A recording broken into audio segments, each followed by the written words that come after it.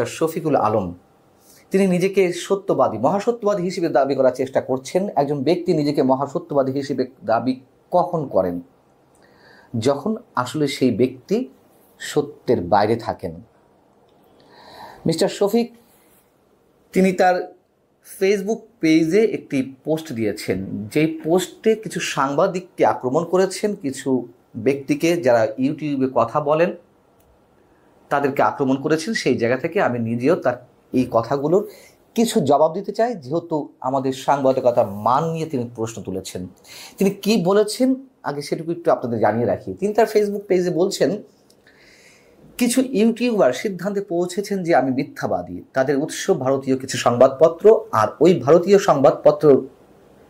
সংবাদপত্রগুলোর উৎস কি? নামহীন কিছু সূত্র। আর এভাবেই এসব ইউটিউবার তাদের স্ক্রিপ্ট তৈরি করে। তিনি বলছেন, আপনি যদি ভারতীয় সংবাদপত্রের উপর ভরসা করেন, যেগুলো প্রায় বাংলাদেশ সম্পর্কে আজগুবি ও বানোয়াট খবর ছাপে, তাহলে আমি খুব সহজেই ধরে নিতে পারি যে আপনার সাংবাদিকতার মান খুবই নিচু এবং আপনি সাংবাদিকতার মৌলিক বিষয়গুলোই জানেন না। প্রথম কথা হচ্ছে, শফিক সাহেব আপনি নিজে তো একজন খুব বড় মাপের সাংবাদিক, তাই না? এএফপির ব্যুরো চিফের দায়িত্বে ছিলেন বাংলাদেশে। তো আপনি যাদের কথা বললেন, যাদেরকে উদ্দেশ্য করে আক্রমণটি চালালেন, যেহেতু তার মধ্যে আমি পড়ে যাই, আমি নিজেও আপনাকে নিয়ে বেশ কয়েকটি এপিসোডে কথা বলেছি। প্রথম কথা হচ্ছে যে আমি নিজেও ভারতীয় কিছু গণমাধ্যমে রেফারেন্স মাঝে মধ্যে দিয়েছি। তার সম্পর্কে যে বক্তব্যগুলো এসেছে, ভারতের গণমাধ্যমগুলো প্রোপাগান্ডা ছড়াচ্ছে বাংলাদেশ সম্পর্কে, এ কথাও সত্য। বাংলাদেশের রাজধানী ঢাকাতে লাশের পর লাশ, হিন্দু মানুষের লাশ স্তূপাকারে জমে আছে। চট্টগ্রামে সেনাবাহিনী হিন্দুদের উপর নির্যাতন চালাচ্ছে, গণহত্যা চালাচ্ছে। এ ধরনের খবর অবশ্যই প্রোপাগান্ডা। কিন্তু সব খবর কি প্রোপাগান্ডা? সব খবরই কি গুজব? যখন আমাদের গণমাধ্যমগুলো আপনাকে বা আপনাদেরকে নিয়ে কথা বলার সাহস রাখে না, তখন তো অবশ্যই আমাদেরকে সোর্স হিসেবে ব্যবহার করতে হবে অন্য কোনো গণমাধ্যমে, দেশের বাইরে যেই মিডিয়াগুলো রয়েছে সেখানে যদি কোনো ধরনের কোনো খবর আসে এবং যেগুলোর সত্যতা আমাদের কাছে স্পষ্টভাবে প্রতীয়মান হয়, সেক্ষেত্রে তো আমরা সেগুলোর রেফারেন্স ব্যবহার করবই। এবং তার চেয়ে বড় কথা, ভারতের গণমাধ্যমের কথা বাদ দিলাম, আপনার নিজের ফেসবুকে আপনি যেগুলো লিখছেন বা বলছেন সেগুলো তো নিশ্চয়ই আর প্রোপাগান্ডা নয়, তাই না? সেইগুলোকে বেস করেই ভারতের বিভিন্ন গণমাধ্যম এর মধ্যে আপনার সম্পর্কে যা বলেছে, আপনার ফেসবুক পেজকে রেফারেন্স হিসেবে নিয়েই ব্যবহার করেছে।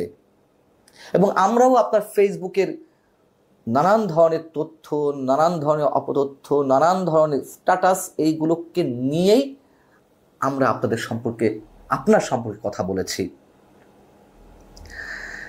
যেমন আপনি নিজে কি কখনো নিজের কর্মকাণ্ড নিয়ে নিজে ভাবার চেষ্টা করেছেন? আপনি কি সব ছড়াচ্ছেন, কি ধরনের কথাবার্তা বলছেন? আপনি যা করেছেন তার কয়েকটা উদাহরণ দিই। সব কিছু বলতে কিন্তু অনেক সময় প্রয়োজন। যেমন বিমস্টেক সম্মেলনের সাইড লাইনে ভারত এবং বাংলাদেশের দুই সরকার প্রধানের যে বৈঠক, সেই বৈঠক সম্পর্কে আপনি যা যা বললেন, জাস্ট একদিন বা দুদিনের মধ্যে সব তো উল্টা প্রমাণিত হয়েছে। আপনি বলেছেন যে শেখ হাসিনা ফিরে আসা বা শেখ হাসিনাকে প্রত্যার্পণের বিষয়ে ভারতের মনোভাব নেতিবাচক ছিল না, তার মানে কি ইতিবাচক?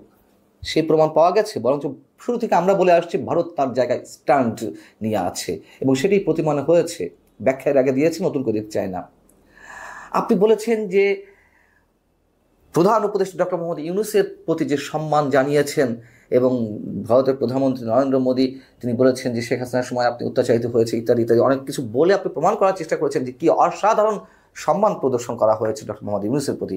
তার পরবর্তীতে আমরা দেখলাম ট্রান্সশিপমেন্ট বন্ধ হয়ে গেল এবং তার ব্যাখ্যায় ভারতের বিভিন্ন কূটনৈতিক সূত্রের ব্যবহারের মাধ্যমে বিভিন্ন গণমাধ্যমে কী ধরনের খবর এসেছে। ভারতের কথা বাদ দিলাম, বাংলাদেশে যুক্তরাষ্ট্র যখন শুল্ক বাড়িয়ে দিল বাংলাদেশ সহ আরও বিভিন্ন দেশের উপরে, বিভিন্ন দেশ অ্যাপিল করলো, আমাদের পক্ষ থেকে অ্যাপিল করা হলো, কোনো কোনো গণমাধ্যম তার সর্বোত্তম চাটুকারিতা থেকে এমন খবর দিল, এমন শিরোনাম করলো যে ডক্টর মোহাম্মদ ইউনূসের চিঠির পরপরই যুক্তরাষ্ট্র তার শুল্ক নীতিতে পরিবর্তন আনলো। এটি আবার আপনার ফেসবুক পেজে শেয়ার করলেন। বিষয়টি কি আসলে তাই? কত মিথ্যা একটা সংবাদ আপনারা প্রচার করেন। শুল্ক নীতি পরিবর্তন করবে, এটি তো অনেক আগে থেকেই ডোনাল্ড ট্রাম্পের ঘোষণা ছিল। আর এইভাবে প্রচার করার চেষ্টা করলেন যে ডক্টর মোহাম্মদ ইউনূসের এক চিঠিতেই যুক্তরাষ্ট্র তার নীতি পরিবর্তন করলো। নাহিদ ইসলাম যখন ডাক ও টেলিযোগাযোগ মন্ত্রণালয়ের মন্ত্রিত্ব বা উপদেষ্টা পদ থেকে পদত্যাগ করলেন, তাকে নিয়ে কোন প্রোটোকলে আপনি তাকে পাশে বসিয়ে সংবাদ সম্মেলন করেন? এই যে বিষয়গুলো বললাম, এগুলো নিয়ে আমরা সমালোচনা করব না? এইগুলো যদি ভারতীয় গণমাধ্যমে সমালোচিত হয়, বাংলাদেশের কোনো গণমাধ্যমে এগুলো নিয়ে যদি কোনো ধরনের প্রশ্ন তোলা না হয়, ক্রিটিক করা না হয়, আমরা তো কিছু রেফারেন্স দিয়ে আলোচনা করবো, তাই না? তো আমরা যদি সেই রেফারেন্সগুলো নিয়ে আসি, তাহলে সমস্যা কোথায়? এগুলোকে মিথ্যা মিথ্যা আসলে কে বলছেন? বিবিসির বিষয়ে আপনি খুব কড়া মন্তব্য করলেন, একটা পর্যায়ে নিজে দুঃখ প্রকাশও করলেন এবং বিবিসির সমালোচনা করে আপনি যে পোস্টটি দিয়েছিলেন আপনার ফেসবুক পেজে, সেটি তুলে নিলেন। বোঝা তো যাচ্ছে আপনি কতটা সত্যবাদী মানুষ, কতটা সত্যে অবিচল থাকেন। তুলে নিলেন না কেন? ভুল করেছিলেন যে পোস্টটি তুলে নিতে হলো? আপনি নিজে আন্তর্জাতিক গণমাধ্যমে কাজ করেছেন, সাংবাদিকতার নীতি নৈতিকতা নিঃসন্দেহে ভালো জানার কথা আপনার, আমরা মনে করি। আপনি যে পদটিতে আছেন, সাংবাদিকতার জায়গা থেকে তো প্রেস সেক্রেটারি দায়িত্ব পেয়েছেন, 6 মাসের মধ্যে সিনিয়র সচিবের পদমর্যাদা নিয়েছেন, এতটাই আপনি করিতকর্মা। তো প্রেস সচিবের দায়িত্ব কি হতে পারে আপনি জানেন না? আপনি কি প্রেস সচিবের দায়িত্ব পালন করছেন বা নাকি সরকারের মুখপাত্রের দায়িত্ব পালন করছেন?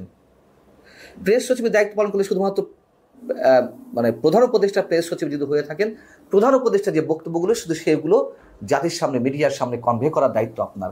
আপনি তো সরকারের প্রত্যেকটা জায়গায় নাক গলান, প্রত্যেকটা জায়গায়। এই যেমন রোববারই বিডার চেয়ারম্যানের এটি সংবাদ সম্মেলন, যে এই যে বিনিয়োগ সম্মেলন ছিল, তার থেকে কত টাকা বাংলাদেশে বিনিয়োগ আসছে, 3100 কোটি টাকার মতন। সেখানে আপনার কাজ কি? কেন তার পাশে আপনার বসে থাকতে হবে? প্রতিটি মন্ত্রণালয়ের কথাবার্তা কেন আপনার মুখ থেকে আমাদেরকে শুনতে হবে? মানুষ তো বিরক্ত। এবং আপনি একটি বিশেষ দলের মুখপাত্রের দায়িত্ব পালন করছেন, আমরা তাই মনে করি। নইলে নাহিদ ইসলামকে আপনি পাশে বসিয়ে সংবাদ সম্মেলন করবেন কেন তার পদত্যাগের পরেও?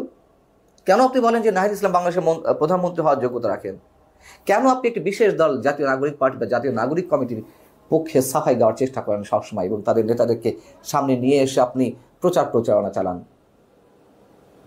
এর আগে আর কোনো প্রেস সচিব, বাংলাদেশের কোনো প্রধানমন্ত্রী কিংবা রাষ্ট্রপতি প্রেস সচিবের এই ধরনের ভূমিকা আমরা দেখিনি। আমরা অনেক সাংবাদিককে দেখেছি যে চাটুকারিতা করতে করতে তেলের ড্রাম নিয়ে প্রধানমন্ত্রী বা রাষ্ট্রপতিদের তৈলমর্দন করতে করতে তেল শেষ করে দিয়েছেন।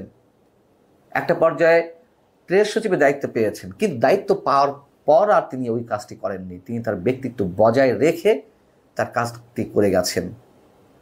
কিন্তু আপনি একমাত্র প্রেস সচিব, যার কারণে মানুষ এখন সত্যি সত্যিই বিরক্ত। মিথ্যে আসলে কে বলছে? প্রমাণ করুন, মাথা পেতে নেব।